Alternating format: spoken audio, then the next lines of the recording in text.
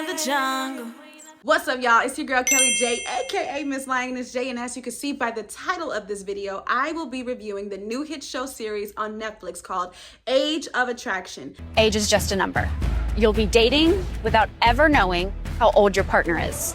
This show is hosted by Nick Viall and Natalie Joy. So first, let's get into the synopsis of this show. This show has been a world phenomenon all over TikTok, all over Facebook, and honestly, I cannot wait to get into it. So the premise of this show is that there is a hand-picked amount of singles who go to a retreat to find love in an ageless dating experiment. In episode 1, we see these singles are going on a social experiment through speed dating. And the premise is that they are supposed to make genuine, true connections without revealing their age. Now, disclaimer, I don't know about y'all, but in my book, age ain't nothing but a number.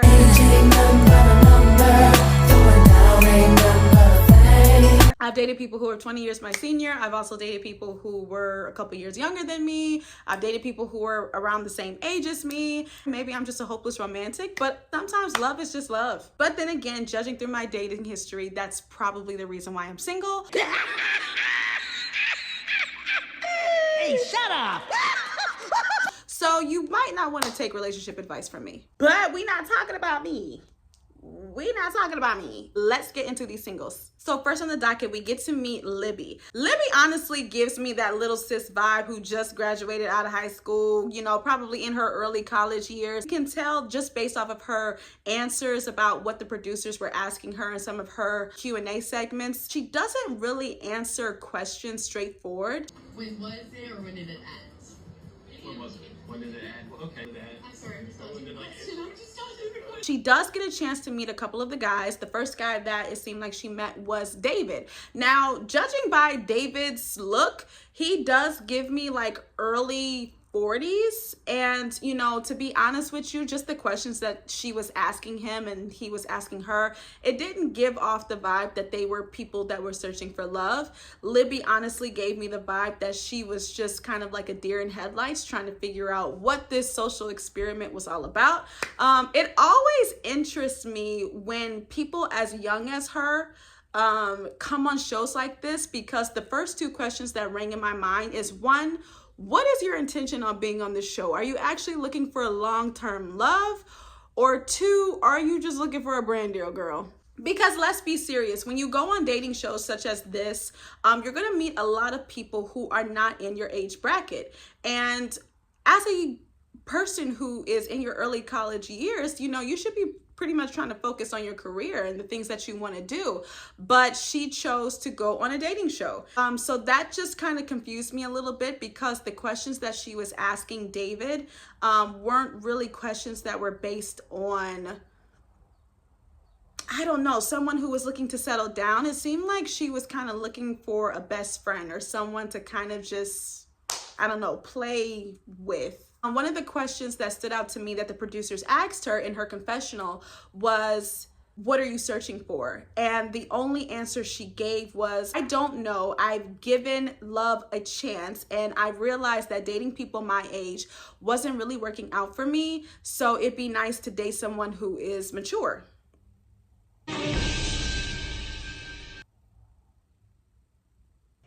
Wait a minute. And I just kind of side-eyed that a little bit, because what do you mean? What type of men have you been dabbling with? And what are your intentions on the relationship? And what do you bring to the table? Not necessarily putting that notion on women to answer on a first date, but it just didn't give real substance for me. However, I thought that it was very refreshing to see a young face on this experiment, kind of like depicting and representing for, you know, the millennial Gen Z culture, I guess you could say. So I'm really interested to see how her story plays out. Number 2 leading lady, which has become a fan favorite, is Vanelle. Now, Vanelle is my girl. Vanelle came into the game. She looked absolutely stunning. I loved her whole vibe. I love her whole vibe. She seems like the calm, cool, collected girl who just observes, but she definitely gives me professional observer. She definitely gives me a woman who is looking for love and trying to kind of figure out the dating world space. I really thoroughly enjoyed her conversations with Justin, who I can already tell will become a fan fave. Justin definitely gives me like he's in his early 40s, mid 40s maybe. The thing that really attracted me with Vanelle was the fact that when she first had her conversation in her confessional, she definitely was very strategic in how she answered her questions.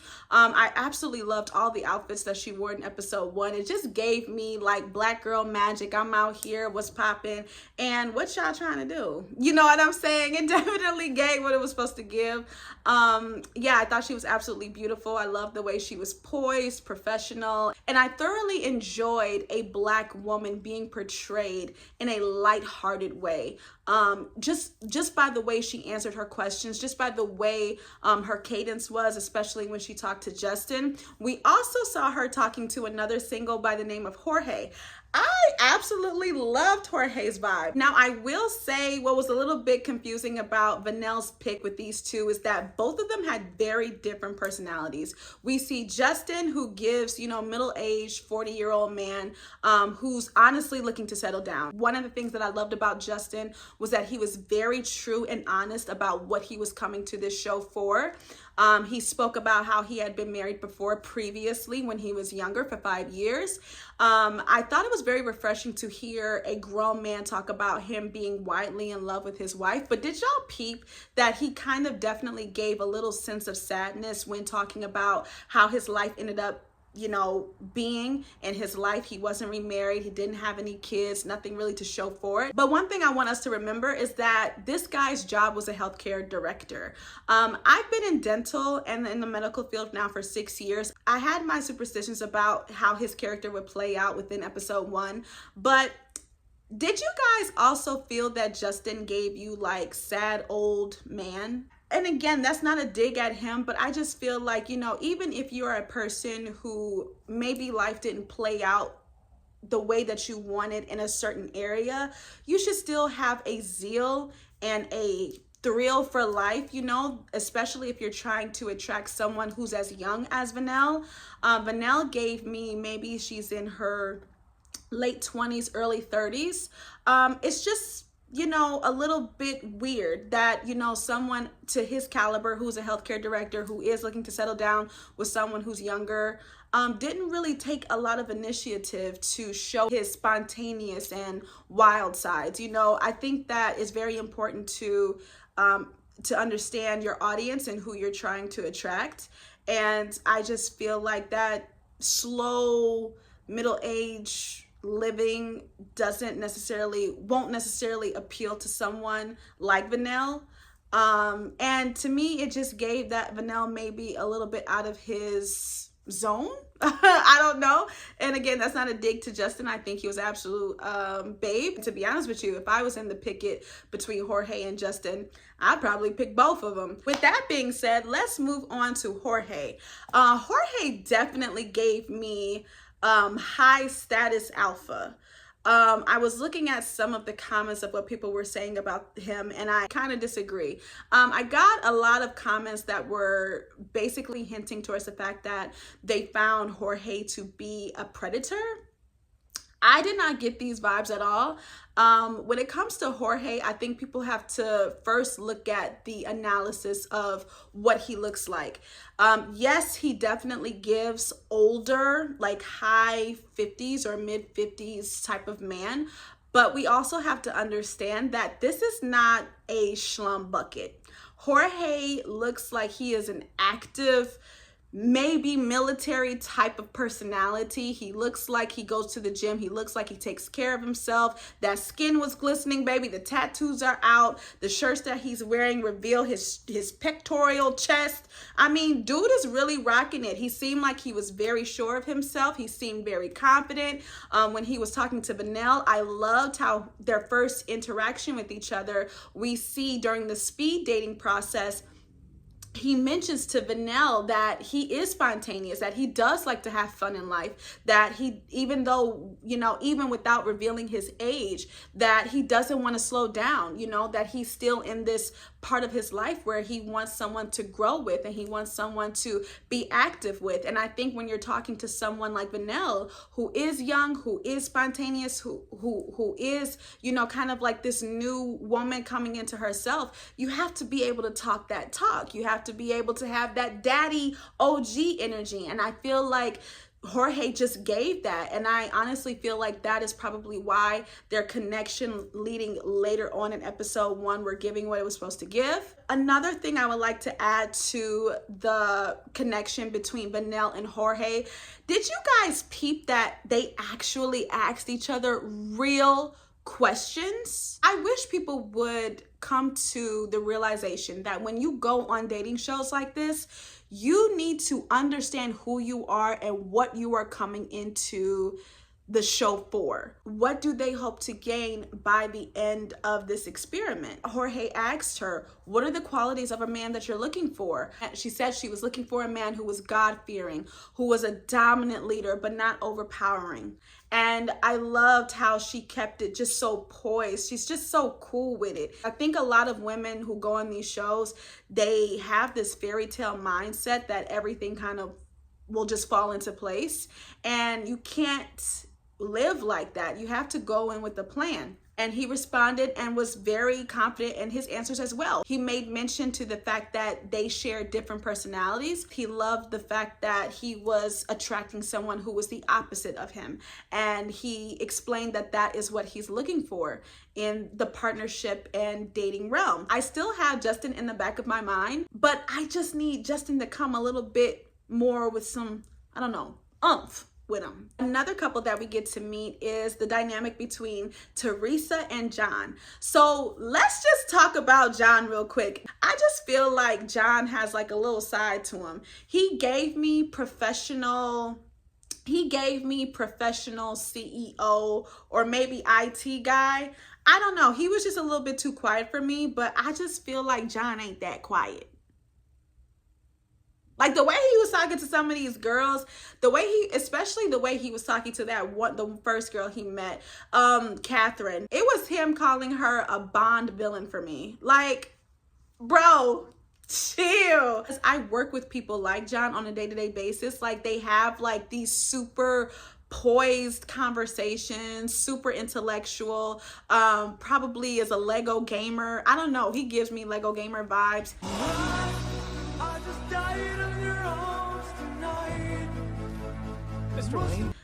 But like at the same time, like I just felt that he has a wild card side to him. It's something about him that I don't know. Like I don't feel like he's just that structured and linear. But I want to talk about the minute he sat down with Teresa. It was just something about the connection that they both held. I felt electricity for a second. It was just the way that he melted in her presence. And this goes back to my notion of sometimes there are some people that just bring certain sides out in you. And I think that when we meet Teresa has a youth-like energy about herself. I've never been on a speed dating date. But when you are in a show such as this and you have to meet and date multiple people at the same time, it's so refreshing to find people who don't want to be in the crowd. They'd rather stand out. When she asked him, what is one thing you would love me to remember you by? I nearly just screamed at my TV right there.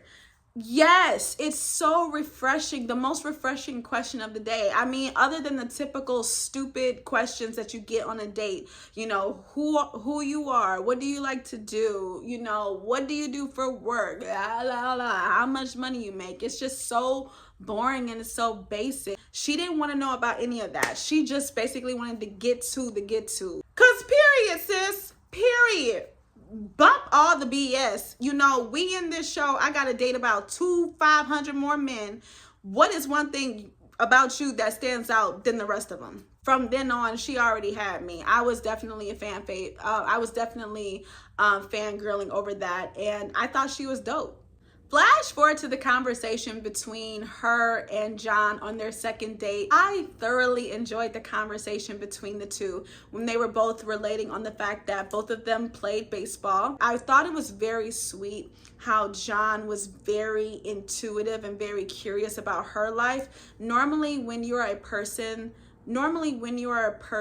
who is in professional settings such as John, as you can tell, John has done a lot of work on himself to be at the position that he's at, to be as mature as he is.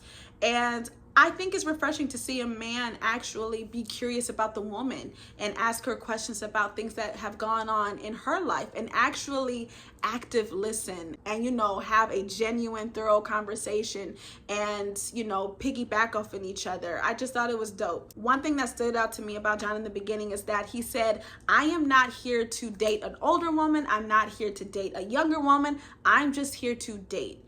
And I think that is the smartest thing you can do. I think that is the best strategy you can have. It just lets you know that John really came here for the right reasons, because I think that people put too much of a stamp on age, and it really shouldn't matter. And if love comes to you in the form of something that is different, something that you didn't expect, then so be it. And also, did y'all peep his fashion? I didn't know that John, like somebody like John, would be rocking Jordans, and not neon orange Jordans at that. The only hiccup I have is that Teresa made it very clear that she was looking for someone who could be a life partner. She explained that she has 3 kids, and before coming into this experiment, she actually was just wrapping up with her youngest's graduation, and she was ready for the next chapter in life. And with her evolving into her next chapter of life, she was looking for a life partner. Now, we don't necessarily hear what John is technically looking for as far as a life partner, or if he's even in the realm of thinking about marriage or anything like that. But we do also see that Teresa shares that she's already had 2 failed marriages. I just don't know how that dynamic would go, because even though John gives very mature, high 20s, early 30s, I don't know if he could handle someone to her caliber who already is established, who already has had so many life experiences, especially with raising 3 kids and having 2 failed marriages. You know, that is a lot for someone like John, even with the experiences he's had at 27. That is a lot to kind of take on. So I don't know though. I am rooting for them. They are another couple favorite that I depicted. I also love the witty banter between them when they were in the garden talking to the producers about how their first kiss went, and how she joked and said, well, is this the time where I grab your butt now? I don't know. I just love stuff like that when girls can joke with their guys like that. It just gave very free-spirited couple with this like mature little twist. So I don't know. We'll see more of how their journey kind of fills out. And lastly, we see Libby make her first initial connection with Andrew. Now, one of the things that stood out to me about Andrew was the fact that I knew this dude had to be a player in his life, like had to. And he has that typical, you know, suburban white guy croaky voice, like, oh my god, life is just so hard, and it's just like, you know, I'm a father, you know, it just could be like a lot of things going on like all at the same time. Like, I don't know, that's just the vibe he gave for me. Like, I don't know, when it comes to like my white brothers, you know, why they choose that froggy voice. Like, it just really pisses me off. Like, can we learn to enunciate our words? Like, for real, y'all. Like, today. So with Andrew, we get a chance to meet him, and he talks about how he has 2 beautiful girls by the name of Olivia and Ella, and he's kind of looking to settle down, but not like settle down to the point where he's just like boring, whatever that means. I think what he's trying to depict is that even though he is, you know, an older gentleman of a particular age, he gives me maybe like mid-30s, early 30s. I think what he's trying to portray is that he doesn't want to grow up so soon when he has so much life in him still. And he typically will date younger, but it hasn't worked out for him in the past. But we see him make his first connection with Libby, which kind of gives me a red flag a little bit, because if you know that you've dated women who tend to be younger and it hasn't worked out, why are you still entertaining that notion or that perception of Libby? And then another thing that kind of alerted me about Andrew was that he said he was looking for someone who was mature and someone who he can trust. But we see when they are making their initial, conversations and their connections, Libby can't really answer any questions about her past relationship. It's kind of almost like Andrew has to kind of dig for the answers. No, I would say it ended probably 5 months ago, and it started maybe like 10 to 12 months ago. That kind of alerted me about the two, because again, going back to Libby, when you are that young entering into a dating show such as this, what is your intention? What are you here for? So yeah, I really didn't understand why it took her so long to kind of open up to him in that way. I think when you come on these type of shows, you have to be ready. You have to know who you are and have a sense of who you are, what you're willing to answer, what you're not willing to answer. And I don't know, it just kind of alerted me that she didn't really want to answer his questions. She even acknowledged she was just dodging every single one that she could. But shouts out to her for at least trying and trying to go at it. I think she's kind of just like feeling her way through this show, honestly. And it does seem like that for a lot of the couples. We also get a chance to meet Pfeiffer, who I absolutely loved. I love that Pfeiffer has like a whole beautiful worldly like personality. She seems very bubbly and very extroverted. It seemed like her and Derek had something going on, so I'm really interested to see how that pair goes on in the future episodes that are coming. Did anybody peep Tristan? I just like certain people, I just like don't understand how y'all even make it to certain shows like this. Did y'all peep the conversation Tristan had with Aaron where he was talking about his name and how he can look at his mom and how his mom and him only had a 19-year age gap, but if you can't really be as hot as his mom, then he wasn't really to date you?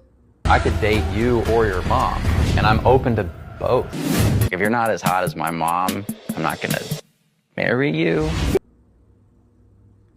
I just don't understand why do y'all go on shows like this? It's honestly like y'all just want people to hate you. But yeah, you guys, only time could tell how these couples will evolve into the next episodes that are coming. I love creating an environment where people can just share their opinions in a nice, healthy way. So please go ahead and do that. Like, share, and subscribe to my YouTube channel. If you guys would like to see more videos like this, again, leave me a comment down below. See you guys in my next video. Peace and love.